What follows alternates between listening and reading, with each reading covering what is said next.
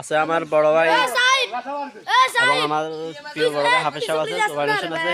আমরা সবাই মিলে একসাথে এখানে দুষ্টামি করতাম। এখানে অনেকদিন পর সবাই মিলে বল খেলার জন্য এসেছি।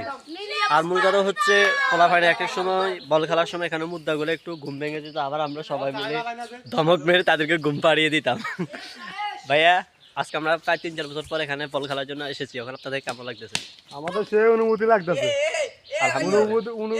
অনুভূতির কারণে আমরা মুদ্রা বই দেখতে মন চাইতেছে। ও হ্যাঁ, তুমি এখানে কেন এসেছো? আচ্ছা, মুদ্রা ছাড়ার জন্য আসো। বড় ভাই কিছু বলেন। কি বলবো?